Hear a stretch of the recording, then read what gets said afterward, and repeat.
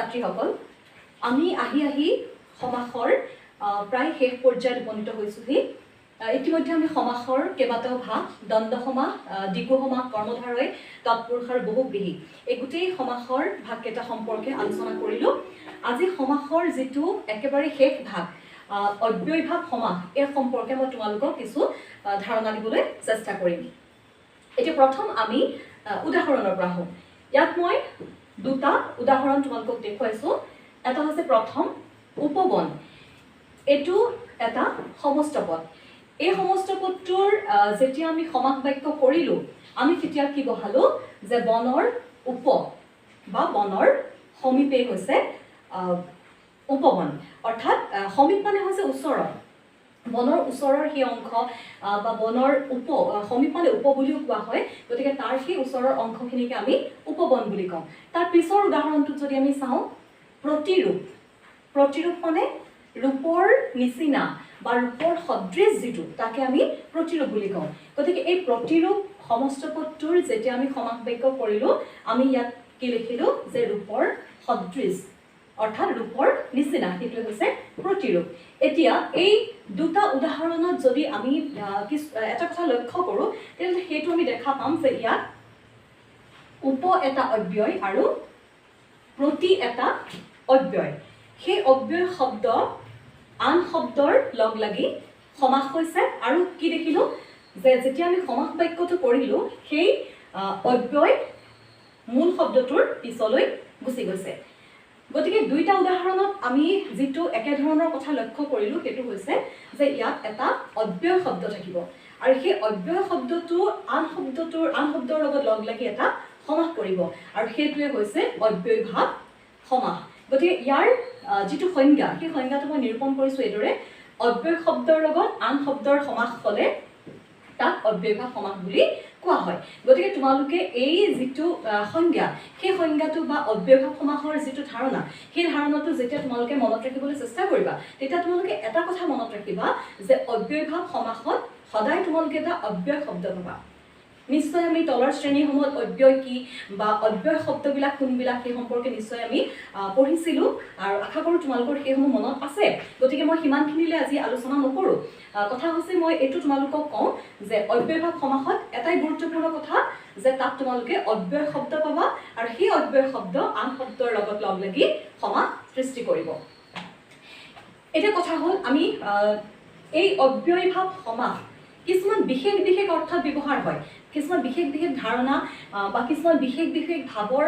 সৈতে এই অব্যয়ভাৱ সমাসটো জড়িত হৈ আছে সেই তেনেকুৱা ভাৱ বা ধাৰণাবিলাক কোনবিলাক আমি সেই কথাটো আচলতে মনত ৰাখিব লাগিব এতিয়া আমি ইয়াতে মই দেখুৱাইছোঁ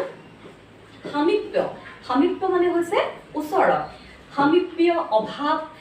সাদৃশ্য বিপসা মানে হৈছে যিটো ৰিপিট পুনঃ যিটো হ'ব সেইটোকে বিপসা বুলি কোৱা হয় পৰ্যন্ত এনেকুৱা কিছুমান অৰ্থ বা এনেকুৱা কিছুমান ধাৰণা বা এনেকুৱা কিছুমান ভাৱত অব্যয়ভাৱ সমাস আমি সৃষ্টি কৰিব পাৰোঁ গতিকে তোমালোকে অব্যয়ভাৱ সমাসৰ যিটো ধাৰণা যে অব্যয় শব্দ পাবা তাত সেই কথাটো মনত ৰখাৰ লগে লগে তোমালোকে আৰু এটা কথা মনত ৰাখিবা এই বিভিন্ন ভাৱবিলাক বা বিভিন্ন ধাৰণাবিলাক তোমালোকে মনত ৰাখিব লাগিব যে অব্যয়ভাৱ সমাস সামীপ্য অৰ্থত হয় বা পৰ্যন্ত অৰ্থত হয় বা সদৃশ অৰ্থত হয় বা বিপসা অৰ্থত হয় সেই ভাৱকেইটা কিন্তু তোমালোকে মনত ৰাখিব লাগিব এতিয়া আমি চাওঁ এই যে বিভিন্ন ভাৱবিলাক বা বিভিন্ন ধাৰণাবিলাক সেইবিলাক অনুযায়ী বিভিন্ন অব্যয়ভাৱ সমাসবিলাক কেনেকৈ সৃষ্টি হৈছে প্ৰথম আমি আহোঁ সামীপ্য অৰ্থত কিদৰে অব্যয়ভাৱ সমাস সৃষ্টি হয় এই ভাৱটো মনত ৰখাৰ লগে লগে তোমালোকে আৰু এটা কথা মনত ৰাখিব লাগিব যে আমি যে কৈছোঁ যে অব্যয়যুক্ত শব্দ অব্যয়ভাৱ সমাসত ব্যৱহাৰ হয় এই বিভিন্ন ভাৱবিলাকত কিছুমান অব্যয়যুক্ত শব্দ নিৰ্দিষ্ট কৰি থোৱা আছে যেনে ধৰি লোৱা সামীপ্য অৰ্থত সামীপ্য মানে ওচৰ এই সামীপ্য অৰ্থ সদায় ইয়াত উপ অব্যয় ব্যৱহাৰ হ'ব সেইটো একেবাৰে সুনিৰ্দিষ্ট কথা যে সামীপ্য অৰ্থ সদায় উপ অব্যয় ব্যৱহাৰ হ'ব কিদৰে ব্যৱহাৰ হ'ব তোমালোকে এই উদাহৰণটো চালি গম পাবা উপকূল এইটো এটা সমস্ত পদ এই সমস্ত পদটোত উপ হৈছে এটা অব্যয় সেই অব্যয় শব্দটো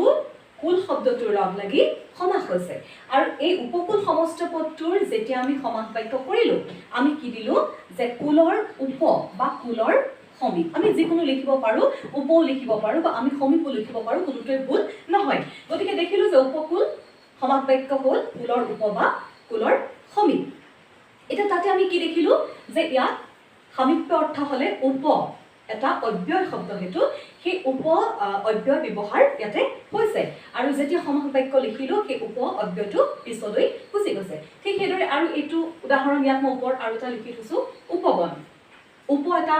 অব্যয় সামীপ্য অৰ্থত ব্যৱহাৰ হৈছে উপবন বনৰ সমীপ বা বনৰ উপ সেইটোকে আমি উপবন বুলি কৈছোঁ সেইটো হৈছে সামীপ্য অৰ্থত ব্যৱহাৰ হোৱা এটা অব্যয় ভাৱ সমাস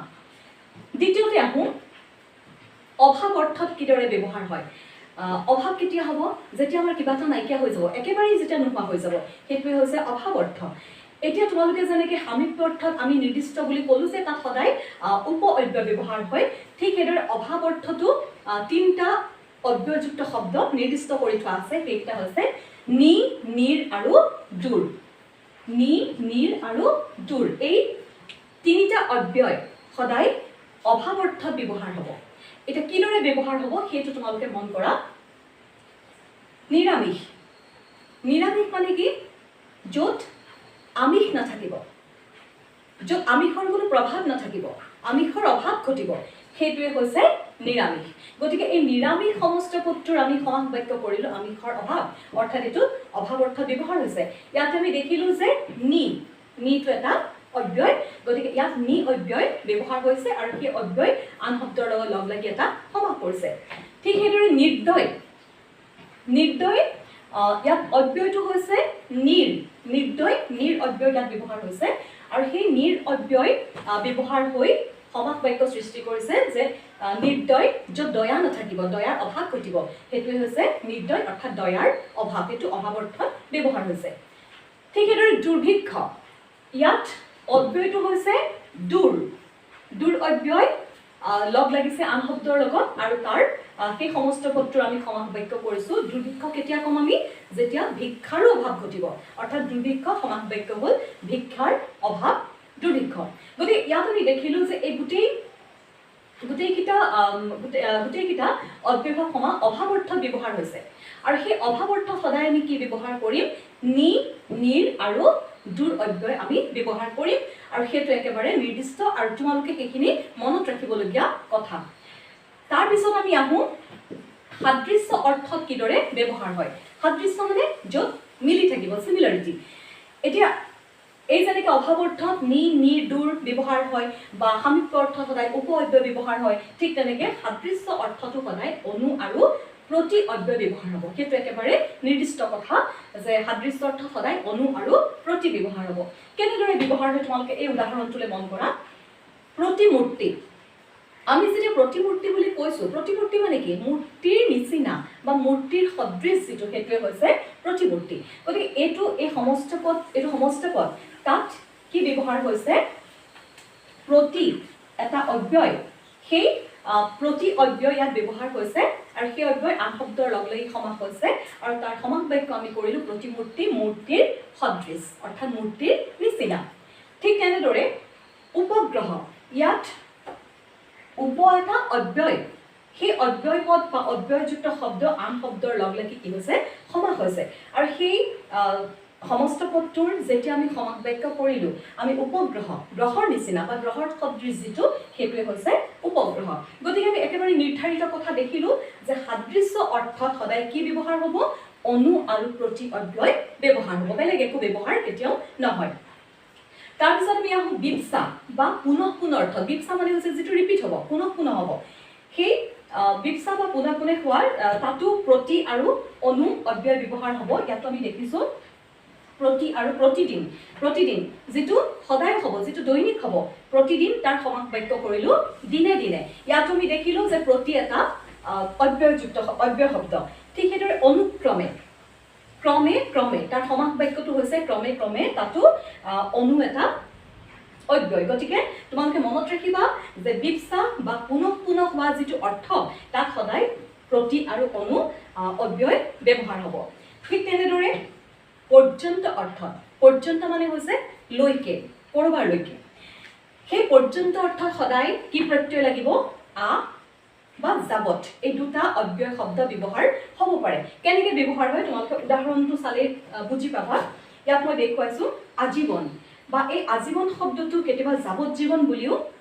থাকিব পাৰে আজীৱন ইয়াতে আমি মন কৰিলোঁ যে আটো হৈছে এটা অব্যয় আৰু যাৱজ্জীৱন যদি দিয়ে যাৱত এটা অব্যয় সেই অব্যয় শব্দ আনৰ লগত লগ লাগি এটা সমাস হৈছে আৰু আজীৱন কৰবাৰলৈকে জীৱন পৰ্যন্ত আজীৱন মানে গোটেই জীৱন জুৰি আজীৱন আৰু সেইটো আমি সমাস বাক্য কৰিলোঁ আজীৱন জীৱন পৰ্যন্ত জীৱনলৈকে আকৌ ঠিক সেইদৰে আমৰণ ইয়াত আমি মন কৰিছোঁ আটো হৈছে এটা অব্যয় আৰু সেই আ অব্যয় আন শব্দৰ লগ লাগি সমাস হৈছে আৰু এই সমস্ত পদটোৰ আমি সমাস বাক্য কৰিলোঁ আজীৱন আমৰণ মৰণ পৰ্যন্ত গতিকে তোমালোকে এই অব্যয়ভাৱ সমাসৰ যিখন ছবি তাক তোমালোকে এটা কথা হয়তো মন কৰিছা যে ইয়াত কিন্তু অকণমান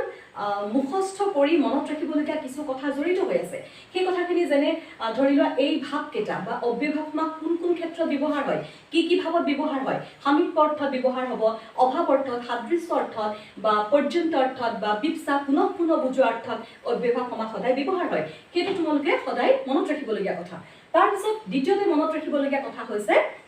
যে এই যে বিভিন্ন অব্যয় শব্দবিলাক কোনকেইটা অব্যয় শব্দ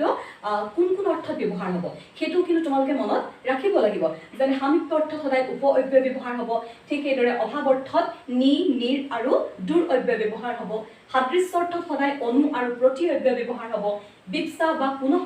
সেই অৰ্থত সদায় প্ৰতি আৰু অনু অব্যয় তোমালোকে পাবা ঠিক সেইদৰে পৰ্যন্ত অৰ্থত আ আৰু যাবত এই অব্যয় ব্যৱহাৰ হয় গতিকে এই যিখিনি কথা সেইখিনি কিন্তু তোমালোকে একেবাৰে মনৰ আগত তোমালোকে ৰাখিবই লাগিব তেতিয়াহে তোমালোকে অব্যয়ভাৱ সমাস সমাধান কৰিবলৈ সক্ষম হ'বা গতিকে চোৱা এতিয়া তোমালোকে এটা কথা দেখিলা যে এই অব্যয়ভাৱ সমাসৰ আন ভাগবিলাকৰ লগত সম্পূৰ্ণৰূপে এটা পৃথক ধাৰণা কেতিয়াও একে হ'ব নোৱাৰে আমি সমাসৰ যেতিয়া সমাস আমি আলোচনা কৰিছিলোঁ যে প্ৰত্যেকটো সমাসতে আমি একোটা বিশেষ কিবা এটা আমি পাইছিলোঁ য'ত নেকি আমি সমাসটো চিনি পোৱাত আমাৰ সুবিধা হয় যেনে দ্বন্দ্ব সমাসত আমি পাইছিলোঁ যে দুটা শব্দ থাকিব দুইটা শব্দই প্ৰধান হৈ দেখা দিব অৰ্থ কোনোটোৱে আমাৰ কাৰণে গৌণ নহয় দুইটাকে আমাৰ কাৰণে মুখ্য আকৌ তেনেদৰে আমি দ্বিগু সমাসত পালোঁ যে সংখ্যা থাকিব তাতে আৰু সমাহাৰ শব্দটো আমি ব্যৱহাৰ কৰিম ঠিক সেইদৰে তোমালোকে কৰ্মধাৰত পালা যে প্ৰথমতে বিশেষণ থাকিব তাৰপিছত বিশেষ্য থাকিব আকৌ তৎপুৰুষ সমাস পালা তৎপুৰুষ সমাসত শব্দ বিভক্তিখিনি আমাৰ ব্যৱহাৰ হৈছিল ঠিক তেনেকৈ বহুব্ৰীহি সমাসত তোমালোকে পালা যে বিশেষ কিবা এটা বুজাব যিটো ওপৰৰ অৰ্থ নহয় বেলেগ কিবা এটা বুজাব সেইটো আছিল বহুব্ৰীহি সমাস ঠিক তেনেকৈ অব্যয়ভাৱ সমাসৰো চিনি পোৱাৰ এটা অতি সহজ উপায় আছে তোমালোকে যেতিয়া শব্দটো পাবা পৰীক্ষাত যেতিয়া তোমালোকে সমস্ত পদটো পাবা তোমালোকে এটা কথা মন কৰিবা যে সেই সমস্ত পদটোৰ প্ৰথম অংশত কিবা অব্যয় শব্দ ব্যৱহাৰ হৈছে নেকি সেই কথাটো তোমালোকে প্ৰথম মন কৰিবা আৰু অব্যয় শব্দ কোনকেইটা সাধাৰণতে তোমালোকৰ এই যিকেইটা মই ব্যৱহাৰ কৰিলোঁ বা দেখুৱালোঁ সেইকেইটাৰ ভিতৰতে যিখিনি শব্দ আহি থকা দেখা যায় এইকেইটা অব্যয় শব্দৰ ভিতৰতে সেইখিনি পৰে গতিকে তোমালোকে এই অব্যয় শব্দকেইটা অতি স্পষ্ট ৰূপত আয়ত্ত কৰিবলৈ চেষ্টা কৰিবা গতিকে তোমালোকে চাবা শব্দটো যেতিয়া পৰীক্ষাত পাবা তোমালোকে মন কৰিবা যে সেই অব্যয় শব্দখিনি শব্দটোত কেনেবাকৈ প্ৰথম অংশত আছে নেকি আৰু যদি দেখা যায় শব্দটোৰ প্ৰথম অংশ সেই অব্যয় শব্দৰে আৰম্ভ হৈছে তেতিয়াহ'লে তোমালোকে ভাবিবা যে সেইটো অব্যয়ভাৱ সমাস হ'ব আৰু সেইটো ভবাৰ লগে লগে তোমালোকৰ দ্বিতীয় কাম হ'ব কি কোনটো ভাৱত ব্যৱহাৰ হৈছে সামীপ্য অৰ্থ ব্যৱহাৰ হৈছে নেকি বা অভাৱ অৰ্থ ব্যৱহাৰ হৈছে নেকি বা বিপচা অৰ্থ ব্যৱহাৰ হৈছে নেকি সেইটো তোমালোকে শব্দটো চালি নিজেই সেই কথাখিনি উলিয়াই আনিব নিশ্চয় পাৰিবা গতিকে অতি সহজে অব্যয়ভাৱ সমাস তোমালোকে সমাধান কৰিবলৈ হয়তো সক্ষম হ'বা গতিকে এইখিনিয়ে হৈছে সমাসৰ আলোচনা কৰিবলগীয়া কথাখিনি আশা কৰোঁ তোমালোকে কিছু পৰিমাণে হ'লেও সমাসৰ ধাৰণা কিছু পৰিমাণে তোমালোকে লাভ কৰিবলৈ সক্ষম হ'লা গতিকে আজি সমাসৰ গোটেই ধাৰণাখিনি মই ইমানতে সামৰণি মাৰিছোঁ